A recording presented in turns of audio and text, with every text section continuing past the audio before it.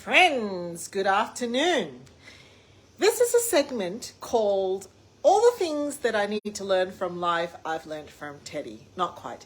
Teddy is my soon-to-be 10-year-old cavoodle who is trembling with absolute anticipation because I have set up his puzzle board for him.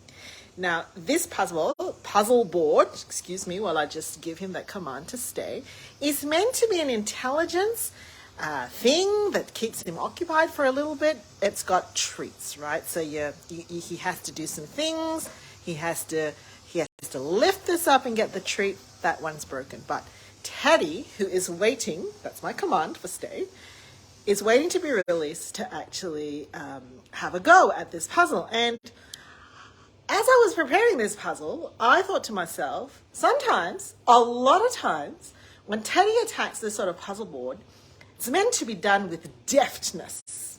You know, your dog has the ability to lift up these things with great precision and be able to execute a canine strategy to extract the well-hidden treats. And I'm going to be releasing Teddy in a minute, and the reason why I'm demonstrating Teddy's approach to this puzzle is I often think we approach leadership a little bit like this. Take, Teddy. Take. Right. Here he is. He's going to attempt. Oh, very good. There you go. There was strategy in that.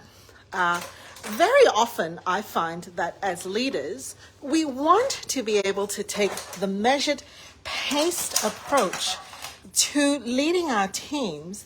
But very often what happens is that we get to a point of desperation and maybe perhaps even frustration that the pace just isn't going at the level that we want. And we actually get to the point where we're like, it would be so much easier if I just did it myself. And you can start to see that Teddy does get a little bit frustrated with his puzzles. And all of that deftness that comes from him thinking carefully about what he's going to do very soon becomes a ruckus because he very often just bangs things around. How are we going? Bangs things around, really just wants to get what he wants to get immediately. And I very often think to myself, I don't even know why I give him these puzzles because basically he just does what he wants to do. Do you know what? Teddy is actually exercising a fair bit of restraint and reflection in the puzzle today. So he is not fully demonstrating my leadership point, but oh, you didn't see that. He just chucked the thing. He just picked up the thing and he threw it.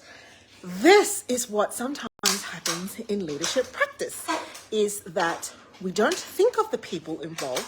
We don't think of the process involved. All we want to do is, in our sense of frustration, desperation, we haven't even reflected on what the source of that energy is coming from. We're reactive and we bang a bunch of things around and we chuck it all up and we think to ourselves, it's so much better if we just do it ourselves. And the net result is very often a kind of chaos. And in my case, watching Teddy do this, I rarely give him these puzzles because there isn't the satisfaction of like we're doing this together. You know, like I'm cleverly hiding these things so that he has the patience to work through it, and I'm encouraging him and we're on the process and the journey together. And usually it is just a mess. He loses interest. The thing is, as you can see, it was a little broken. He got what he wanted, but I was nowhere near the journey with him. So this was, in my humble opinion, with the assistance of Teddy, leadership requires thoughtful reflection. Strategy is not always meant to be immediate. It does need collaboration. It doesn't always need agreement, but we at least need to bring people along the journey. Take care.